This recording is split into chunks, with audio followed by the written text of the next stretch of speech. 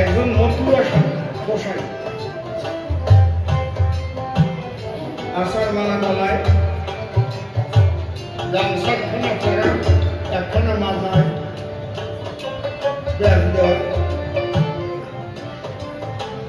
আর একজন সৎসঙ্গী হাতা কাটা সাদা জামা কালো পাড়িয়ে ধুতি এক একজনের তো পোশাকের এক এক ভঙ্গি আরেকজন কালী ভক্ত কপালে সিঁদুরের ফোঁটা মাথায় জটা আর একজন কৃষ্ণ ভক্ত নামের মালা হরে কৃষ্ণ কৃষ্ণ কৃষ্ণ এই চারজন যাচ্ছে এক পথ ধরে।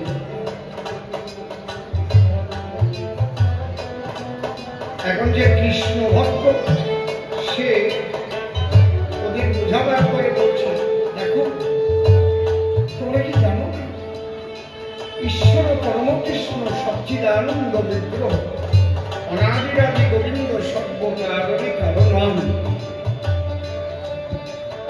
ভাগবতে দেখতে পাই কৃষ্ণের উপরে আর কেউ নয়।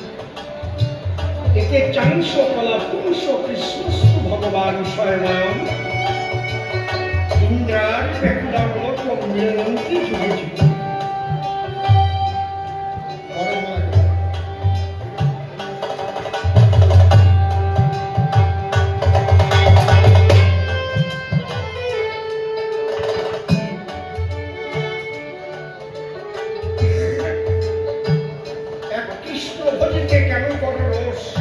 গোবিন্দ ভজিলে সব দেবতার সন্তোষ ওদের বুঝাতে চাইছে। এর মধ্যে যে সৎসঙ্গী সে বলছে, দেখো তোমার কথা ঠিক না, যুগে যুগে সদ্গুরুর আবির্ভাব হয়। সদ্গুরু প্রেমময় শ্রী ঠাকুর তার আশীর্ব না হলে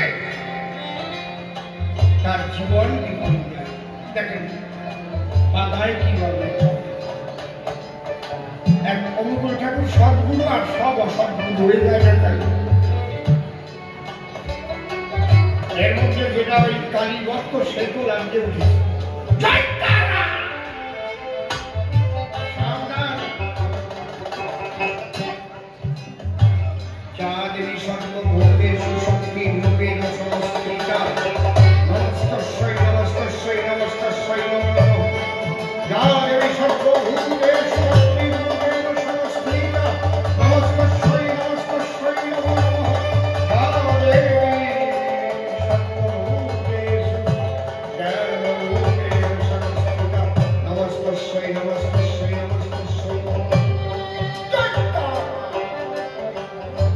সব কয়টার মধ্যে আমার এই শক্তি বড় মা তারা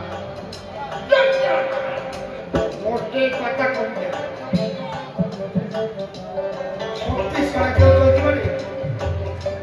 এর মধ্যে যেটা মতুয়া রাতে তো ছোটা আছে, ও লাভকে পড়েছে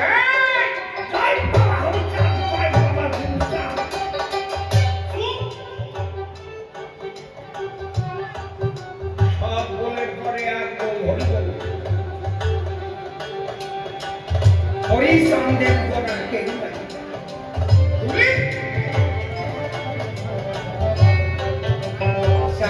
বানাইছে বন্ধে করার উপায় আমার কৃষ্ণ বড়, উপায় আমার ঠাকুর বড়, উপায় আমার কালী বড়, উপায় আমার হরি বড়।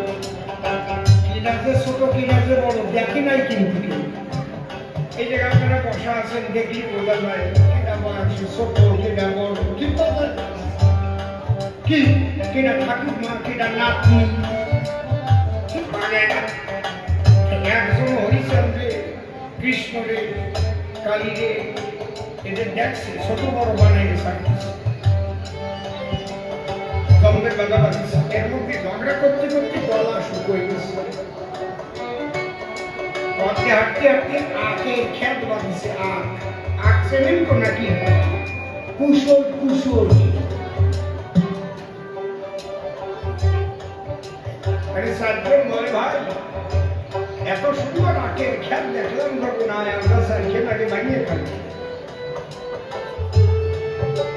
চারজন চারখের মট মট করে বলছে, মট মট মট মট করে ভাঙিয়ে দুই এক পাক করে কেমন খাচ্ছে। আর আখের খ্যাত হচ্ছে মনসুর আলী মিয়া, ও আইছিল আখের পাতা ভাঙার জন্য। ওই শব্দ শুনে আস্তে আস্তে বিলু দিয়ে দিয়ে আইছে, আর সেটাকে চারজন চারখের ভাঙছে। এখন ভাবতেছে আমি যদি এদের এই ভাটা মাঠে আক্রমণ করি আমার আটকালি করবে, ওরা চারজন আর আমি একা জায়গা ভাটা আমার বাইরে কবরে দিল্লিতে বলি। চারজনের যা পোশাক পরিচ্ছদ দর্শন করি মনে হচ্ছে চারজন এক পদের না, এরিয়াকে ভাগ ভাগ করে দিয়েছি। গামছা পড়াটা কিনা আমরা হরিচন্দ্রের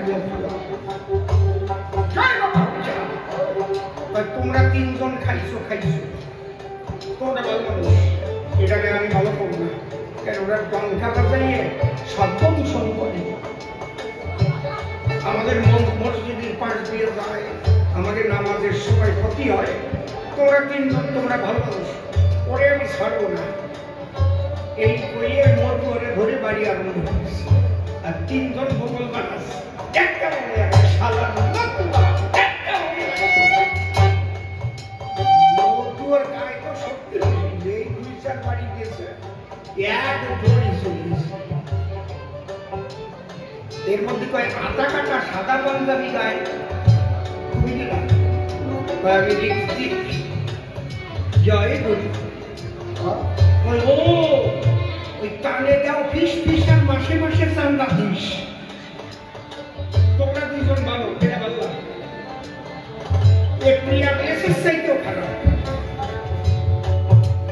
অনেক মানুষের বাড়ি খোলা যায় বলে আমি এর ভালো না, এর ভালো না। ওই দুইজন লাগতেছে এতদিন আজকে ধরা পড়েছ ওরেও ভালো করে দিয়েছে বানাইছে এরপর দিকে এই কপালে সিঁদুরের ভুগা মাথায় কাটা তোমার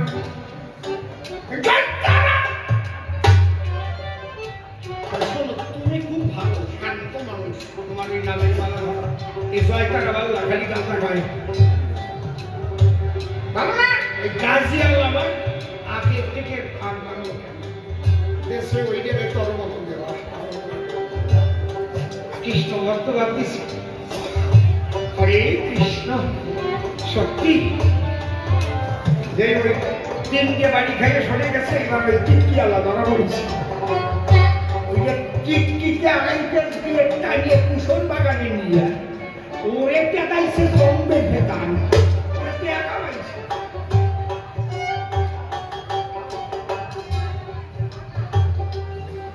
যখন একজনকে বাঁচতে চেয়েছিল তখন যদি তিনজন ঢুকে দাঁড়াতো, হ্যাঁ আমাদের পোশাক যদি আলাদা হয় তাহলে কি মার খায়? কথা কম না কে বুঝো না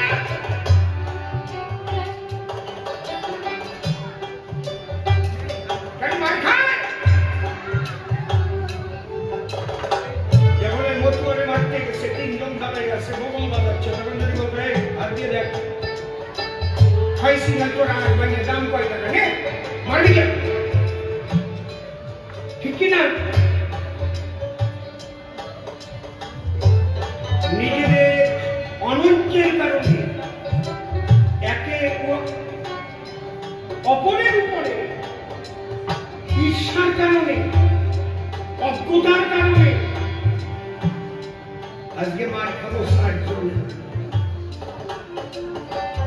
তোমাকে স্মরণে আমার এইটুকু থাকলো নিজে ভালো, ওর কথা শুনে গেল এই ঘটনা ঘটাই গেল, সবাই এক থাকে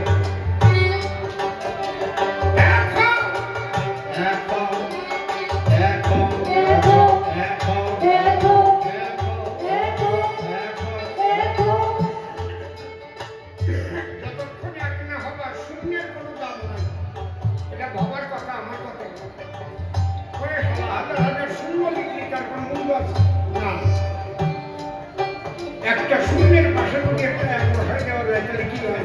10 হয়ে যায়।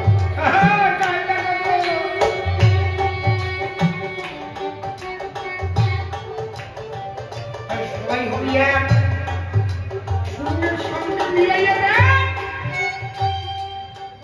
শক্তি 10 ছেড়ে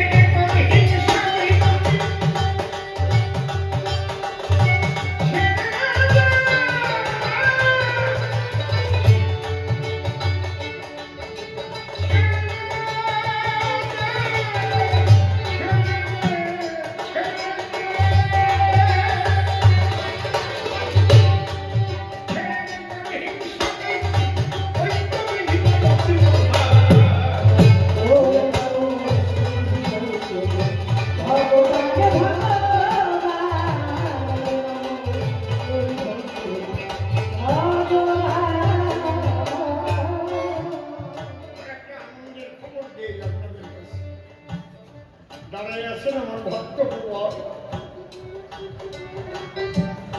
নাম হচ্ছে পিন্টু অধিকারী। মিন্টু অধিকারী গিয়ে বললেন আমার বরাবরই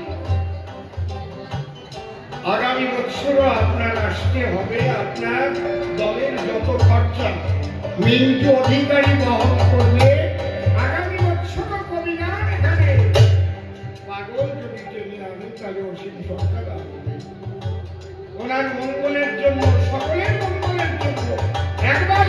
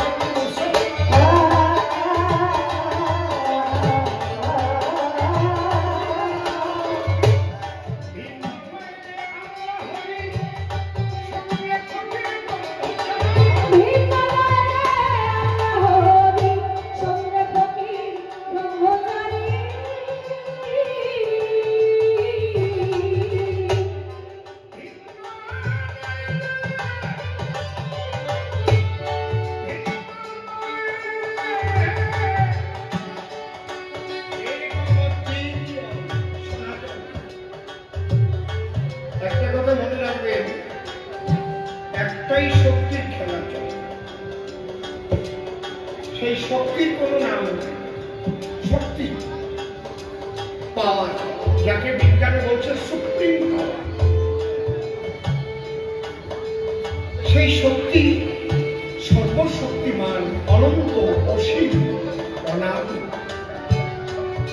যার আদি নাই, যার অন্ত নাই, যার সীমা নাই, সীমাহীন, অন্তহীন, আদিহীন, সেই সব যারা সায়েন্স নিয়ে পড়াশোনা করেছে, শক্তির নিত্যতার সূত্রে দেখবেন বসো করে বসো, সেই শক্তির ক্ষয় নাই, বৃদ্ধি, সেই শক্তির ট্রান্সফার। আত্মা সেই শক্তির অনুশক্তি। তুমি বসো ওখানে, ওখানে এসে দাঁড়িয়ে পড়লে কেন? বসো, ওর খিদে লাগলে ওরে খাবার দাও। খিদে লাগছে,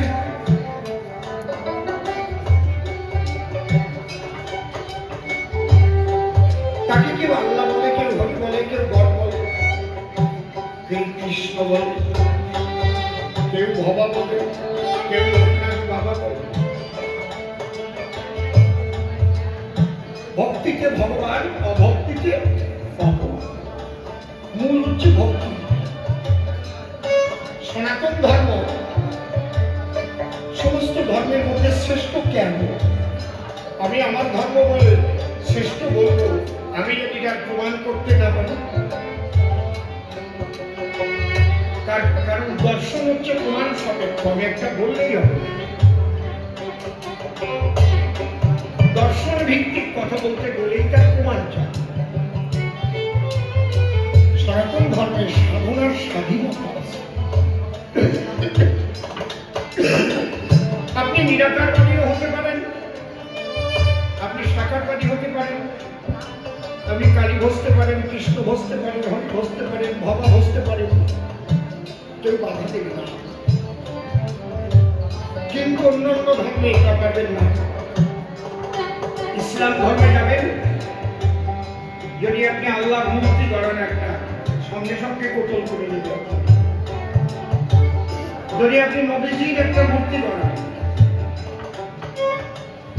আমার একটা ক্যাসেট বেরিয়েছিল, ভিডিও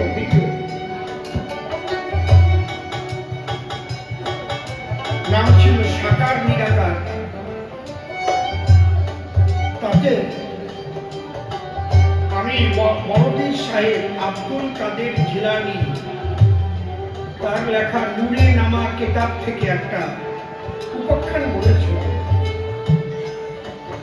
ওইটা জেএমডি কোম্পানি থেকে অভিনয় করে বলেছিল, আমি তো গান গাচ্ছি, দেখেন না ভিডিওতে অভিনয় করে। আগে আমার ভিডিও দেখেন নাই, এখন তো আর বেরোয় না।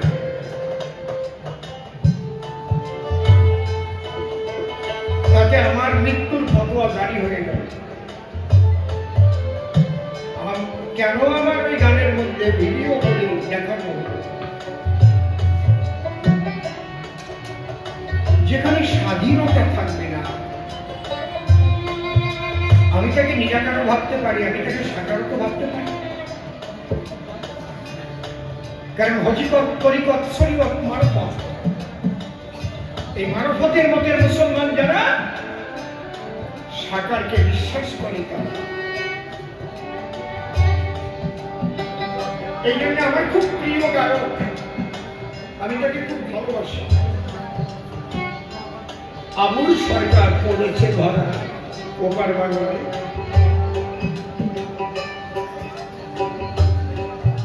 উনি মানবতী মতের মানুষ, দেখলেই দেখাই তো জানে যে কত ভালো প্রেমিক। এই জন্য বলে শরীয়তি এলেন আর মানবতী প্রেম, সাইজি লালন সাইজি সেই প্রেমের পথ দেখিয়ে গেছে।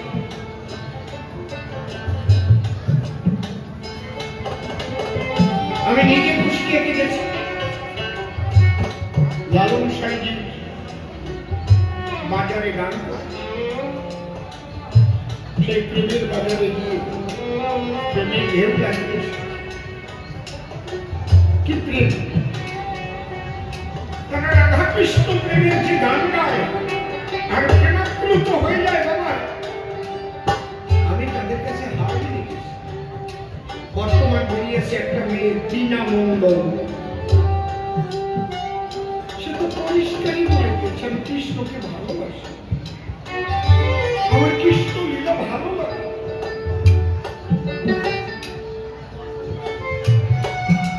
ও কবে ধরা পড়বে না, খুব হবে তা বলবে।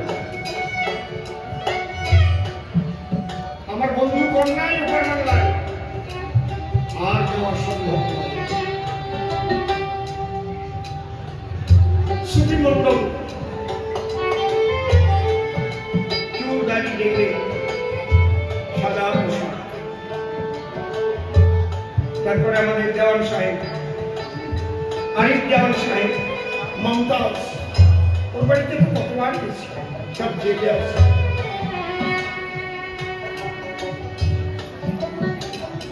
সনাতন ধর্ম শ্রেষ্ঠ কেন ভালো করে শোনো বাবা, এই ধর্মের সাধনার স্বাধীনতা আছে।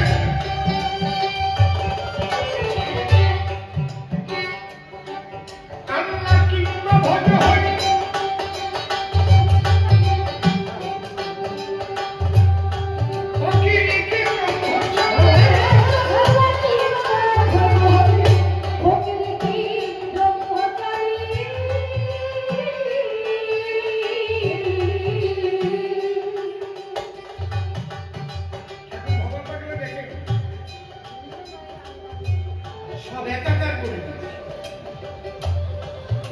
আজকে আমরা হরিনামের আসরে একটা ভব পাগলার অনুষ্ঠানে এসে আমরা বলছি সবে এক, আলাদা কিছু না, আলাদা আল্লাহ নাই, আলাদা গড নাই, আলাদা হরি নাই, সব একাকার এক মহাশক্তির খেলা চলছে।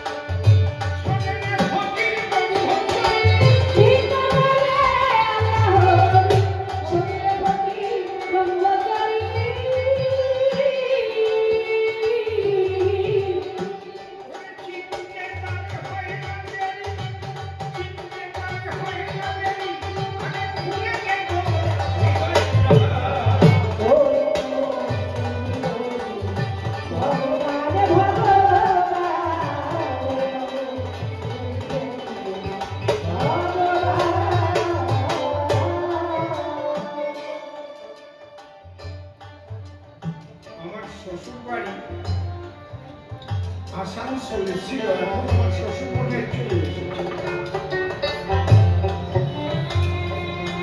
উনি ভিআর দিয়ে ভলেন্টিয়ার রিটায়ারমেন্ট নিয়ে চলে এসেছে।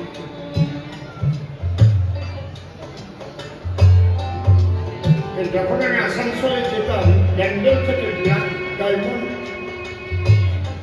এক্সপ্রেস ধরেছিলাম, একদিন উঠেছি পাশে মৌলবীরে পাওয়া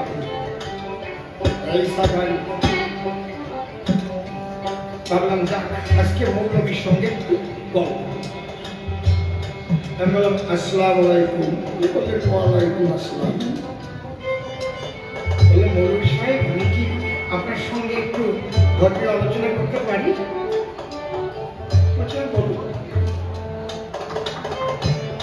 বললাম আমার গুরুদেব তো ভবা পাগলা, তিনি আমাকে শিক্ষা দিয়েছেন আলাদা কিছু না, যে হরি সেই আল্লাহ সেই ভগবান একই শক্তি।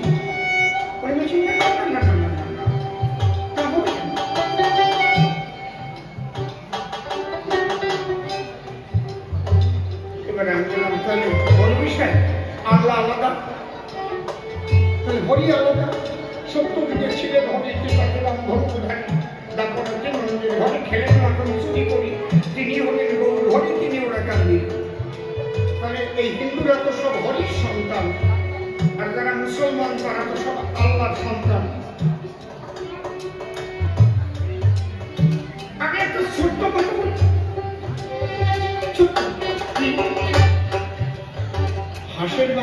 মানুষের মতো, মুরগির বাচ্চা মুরগির মতো, গরুর বাচ্চা গরুর মতো, ইন্দুরির বাচ্চা ইন্দুরির মতো। আল্লাহর বাচ্চা আর হরির বাচ্চা এক মানুষের মতো দেয়, আলাদা নবী হবে। আল্লাহ আলাদা, হরি আলাদা। আর আল্লাহ তো নিরাকার, নিরাকারে কি বাচ্চা হবে? মনে করেন মৌলভী সাহেব আপনার একটা বিয়ে দিলাম, বউটা নিরাকার, আমি আসলে থেকে আটাচ্ছে ফুলবালা নিরাকার, ছেলে মেয়ে হবে কোন কায়দা? মৌলভী বলে গেছে আপনারা তো বলেন আল্লাহ খালি নিরাকার, তাহলে কি করে আপনারা সন্তান হলে? ও রাগের চোখে ভাবতেছে স্টেশন আসেনি গাড়ি, দাঁড়ানো বিষয়। আমার আরো কথা আছে, আপনি ভাগ করেছেন বলে বলতেছি।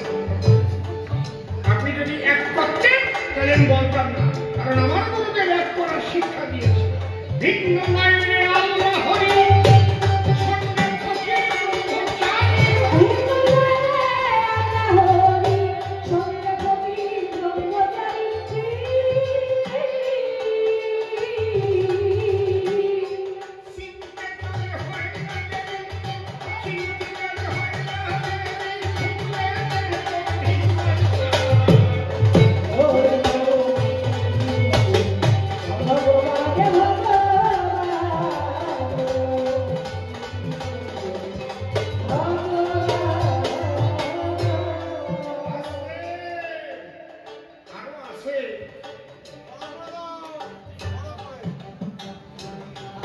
মৌলবী তো লাগিয়ে উঠেছে। আপনি এইভাবে বলবেন, এমন আরো আছে, নিরাকারের কখনো সন্তান হয় না, সব হরির সন্তান। আপনি ভাগ করতেছেন, আপনি এরকম কথা বলছেন কেন? আমরা প্রমাণ দেব, হরির সন্তান পূর্ব দেহে নিয়ে জন্মায়। আপনাদের কোন মুসলমান সুন্নত অবস্থায় জন্মায় এইটা কম, পরে আগা কাটিয়ে দিতে হরির সন্তান।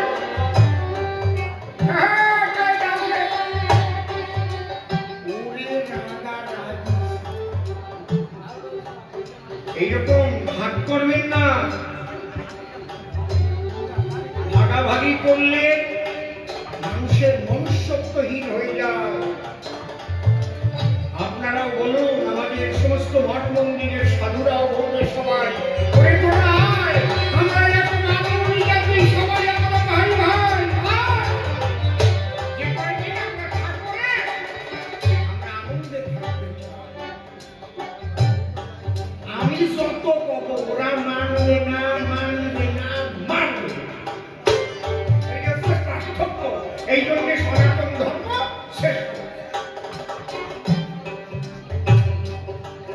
সনাতন ধর্মের সাধুরা সেই কথাই রামকৃষ্ণ ঠাকুর বলছে, এদিকে এদিকে ঠাকুর, আরে আমি মসজিদে গেলুম, আমি মন্দিরে গেলুম, আমি বিদ্যায় গেলুম রে, আমি তো একই শক্তি দেখতে পেলুম, আলাদা তো দেখিনি তো।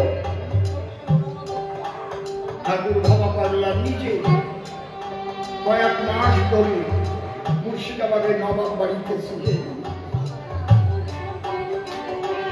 আলাদা নামে হিন্দু মুসলমান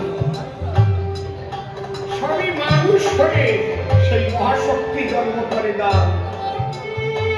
তোরা নিজেরা হোস না খান খান, যে মসজিদ তৈরি হয় যে ইট দিয়ে, যে বালি দিয়ে, যে রড দিয়ে, যে সিমেন্ট দিয়ে, সেই একই রড একই বালি একই সিমেন্ট একই রং দিয়ে মন্দির তৈরি হয়। কর না তোদের মতো তোরা সাধনা, কেন তোরা হিংসা করছিস? এই হিংসার জন্য দেশ ছাড়তে হয়েছে আপনাদের।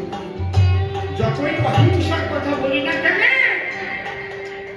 ব্যথা ব্যথা সেই অনেক সেই আগুনে জ্বলি। আমরা তো অনেক কথা বলি, কিন্তু যাদের আমি বুকে নিতে চাই তারা কি বুকে দেবে ঠাই? বাবা বলছি কি বা বলছি কি বাবা বলি শাস্তি ওটা যেমন বাইরে বাইরে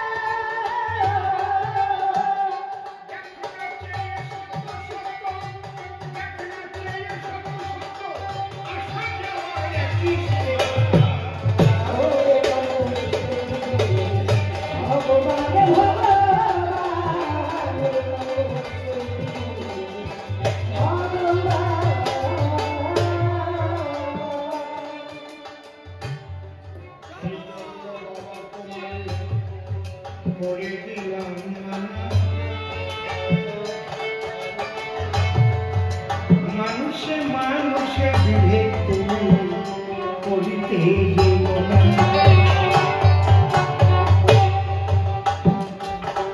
কবি গানের মধ্যে দিয়ে আলো এক মহামিলন সবাই তোমরা ধরে চলো আমার বাবারই বচন ভবনে ভবনের যে উঠে থাকে অভাব থাকে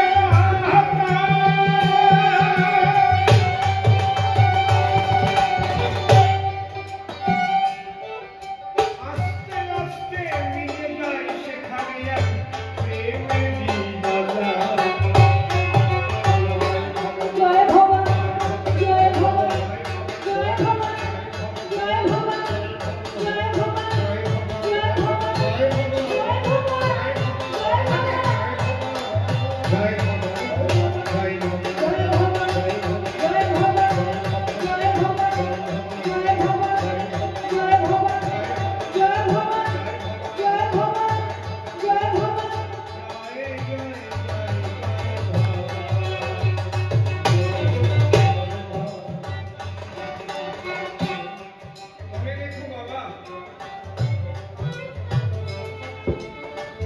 কবি গানের দ্বারা সনাতন ধর্মের একটা বিরাট প্রচার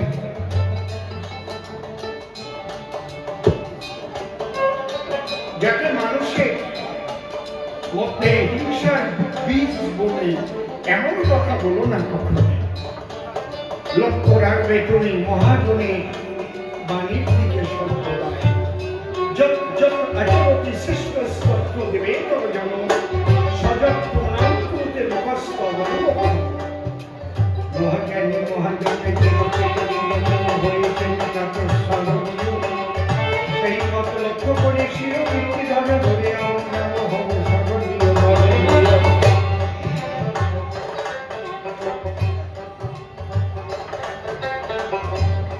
বলে গেছে সংসারের থেকে জয় ভবা জয় ভবা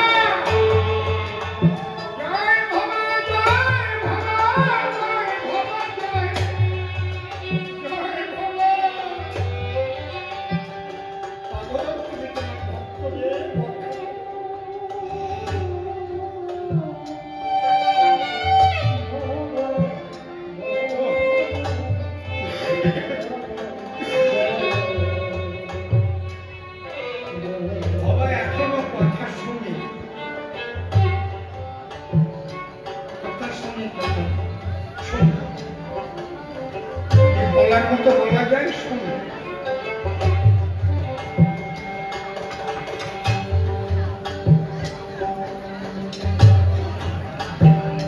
কালকে একটা ঘটনা ঘটেছে আমার বাড়িতে গতকাল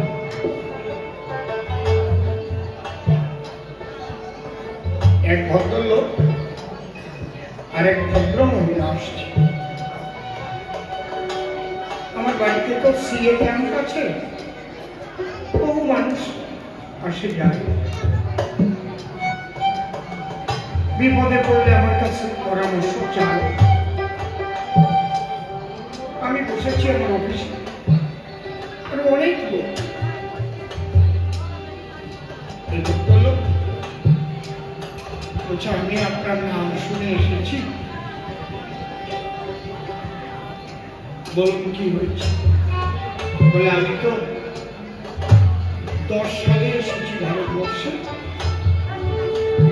খুব ভালো কথা আপনি সিএ করতে পারবেন কারণ 14 সালের 31শে ডিসেম্বর পর্যন্ত যারা এসেছে সিএতে আবেদন করার তাদের অধিকার দিয়েছে আমি বললাম, আপনি কি পাসপোর্টে এসেছিলেন নাকি পালিয়ে এসেছিলেন? মানে না, আমি পাসপোর্টেই, বাংলাদেশ পাসপোর্টেই যাতায়াত করেছি। আমি বললাম, আপনি শেষ কবে এসেছেন পাসপোর্ট নিয়ে? বলে, আমি তো ঢুকেছি শেষ 25 সালে। আমি বললাম, আপনার সব কাগজপত্র গেল জলে, আগের গুলোর তো প্রমাণ থাকছে না। আপনি তো 25 সালে বাংলাদেশি পাসপোর্ট নিয়ে এই দেশে আসছেন, এখন আপনি বাংলাদেশের নাগরিক। আমি আপনারা কি করব? আমার তো কিছু করার নেই। আপনার একটাই পথ আছে, এলটিভি নিয়ে, লং টাইম ভিসা নিয়ে থেকে তারপরে, তাও সরকার এখন বন্ধ রেখেছে, থাকতে পারে এলটিভিতে আবেদন করতে।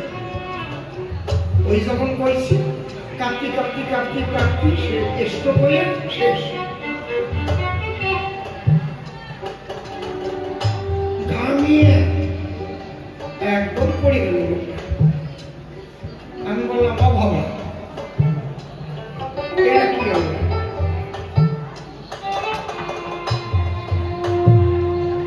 এই কলঙ্ক নিয়ে কিন্তু আমি বেঁচে থাকবো। আজকে যদি আমার ঘরে এই লোকটা যায় মরি, জানবা তোমার অসীম সাথে সাথে চলে যাবে।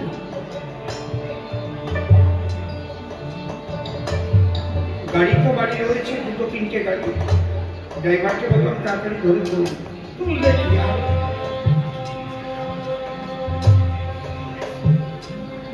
তবু তুলে বললাম হাসপাতালে নিয়ে। গাড়ির মধ্যে কেবল তুলিস, উনি কথা কই উঠেছে, তার মানে কোন জায়গায় গিয়ে যাবে? আমি অসীম বাবার কাছে আবার কোন জায়গায় যাবো, কেঁদে আগুন করে যাচ্ছে। আমি জোরে বললাম, জয় ভবা, জয় ভবা, জয় ভবা, জয় ভবা। কালকে আমার মৃত্যু হতো, যদি ওই লোকটা মারা যেত, আমি মরে যেতাম। আমি বাঁচতাম না।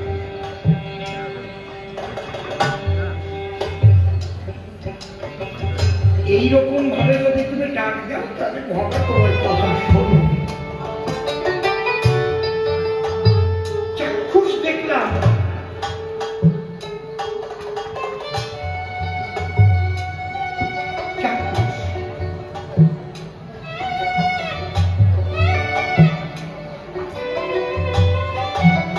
আমাদের গাড়ি 2 পাল্টি খাইয়ে পুকুরের মধ্যে যেয়ে পড়েছে।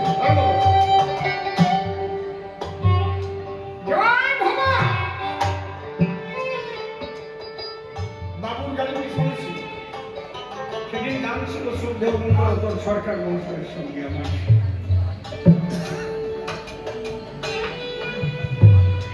বাবুর বাসাইয়ে রাখছে বলে বাঁচিয়েছে।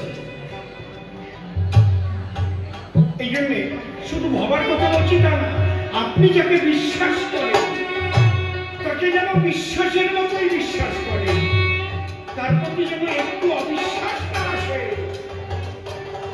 আপনাকে ভবাকেই বিশ্বাস করতে হবে, আমি একথা বলছি না। যার হরিপদে বিশ্বাস আছে, যার কৃষ্ণপদে বিশ্বাস আছে, বিজয় সরকার বলে গেছে, বিশ্বাস বিনে বিশ্ব মাঝে ঈশ্বরের সাধনা হয় না। বিশ্বাস ভক্তি মুক্তি যুক্তি করতে নাগাল হয়। আমি তখন গানে বেরোবো, আমার স্ত্রীকে বললাম, এই 2 জনকে খাবার দিয়ে যাও, ঘরে নিয়ে যাও, তারপরে বাড়ি পাঠাও। ওরা খেয়ে দিয়ে তারপরে কালকে বাড়ি। বিশ্বাস যাকে করবা করার মতো করো, কাউকে হিংসা করতে গেলে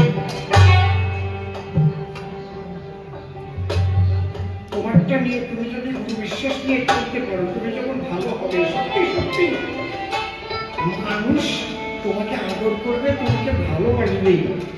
তোমার কাছ থেকে তুমি কোথার থেকে কোন আদর্শ পেয়েছো সে খুঁজে নেবে, আগে তুমি নিজে তৈরি হও। তোমার দেরি করার দরকার হবে না।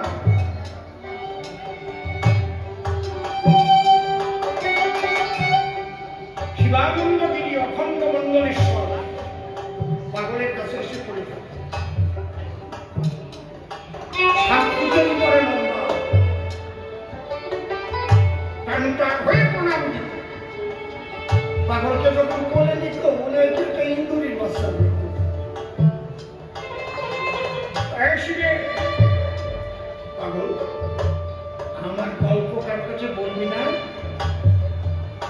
যদি আমি যা বলি তাই শুনতে পারিস তাহলে তোর কাছ থেকে শুনে নেবে।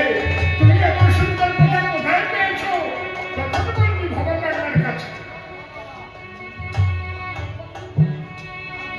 মা বাবা সবার কাছে একটাই নিবেদন, সংসার হবে তোমার, স্বামী স্ত্রী আগে মিলে থাকো। পাগল বলছে ধর্ম হচ্ছে প্রথম কর্তব্য পালন করা। কথা বলো না কেউ, যার প্রতি যে কর্তব্য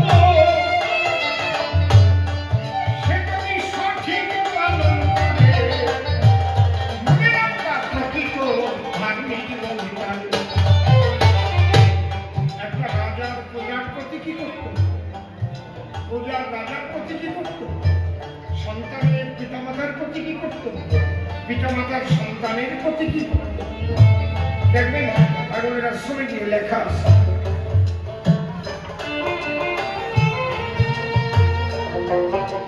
কি লিখেছে? আমার গরব নাই,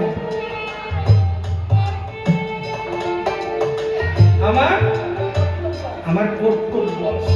গরব যেখানে মায়া সেখানে। আমার ছেলেটার জন্য গরব। একটু ভালো করে বুঝোই, আপনার পকেটে টাকা আছে, আপনার ছোট ছেলে নিয়ে গাড়িতে যাচ্ছে, কমলালে বসে, ছেলেটা বলল বাবা আমি কমলা খাবো, আমি 1 ডজন কিনে দিই। পাশে নিচে একটা ভিখারিনী তার একটা ছেলে কোলে নিয়ে বসে বলছে মা আমি কমলা খাবো। ওর কাছে তো পয়সা আসল গিয়ে ভিখারি চোখ দেখে বলছে বাবা ভিক্ষা করে পেলে আমি কমলা কিনে শুনে আপনার ছেলে কমলা পুরো খেতেও পারছে না, নষ্ট করছে। তখন কর্তব্য ওই ভিখারিনীর সন্তানকে একটি কমলা দেওয়া, একে বলে কর্তব্য। এটা হচ্ছে ধর্ম। আর গরব আমার সন্তান, আমার স্ত্রী, আমার টুকরিয়ে গরব। কর্তব্য হচ্ছে সবাইকে নিয়ে। ক্যালকাটা ইউনিভার্সিটির প্রাক্তন পরীক্ষা নেব, গোপাল বন্দ্যোপাধ্যায় পাগলের কাছে এসে বলছে পাগল তুমি একটা গান লিখলে, এই গানের ফল তনে পেলাম কি? এখনো সেই বৃন্দাবনে বাঁশি বাজে, এখনো সেই বৃন্দাবনে বাঁশি বাজে, এখনো সেই বৃন্দাবনে বাঁশি বাজে।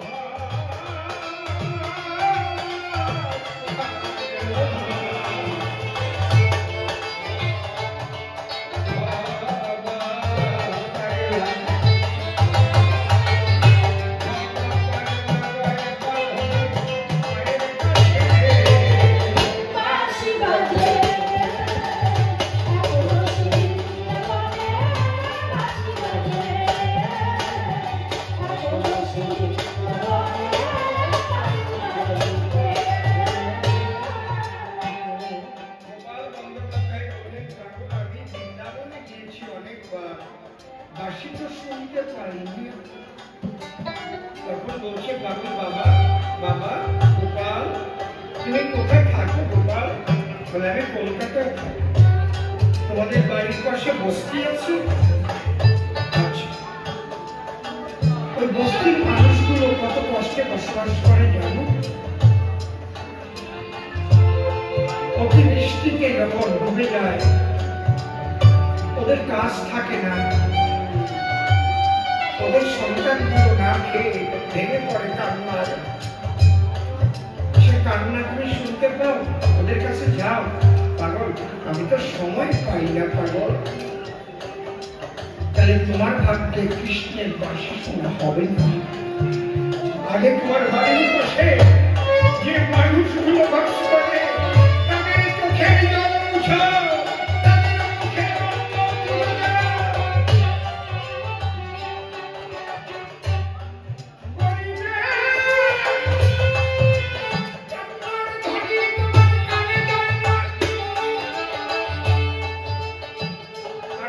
বাঁশি শুনতে চাও সেইখানে? বলার কিছু নাই, অনেক কথা এসে যায়, সেগুলো কবিতাতে বলা যায় না।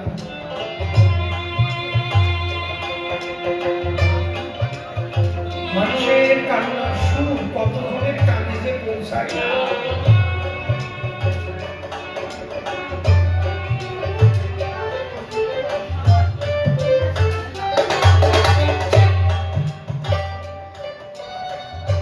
এই জন্য সংসারে থাকিয়া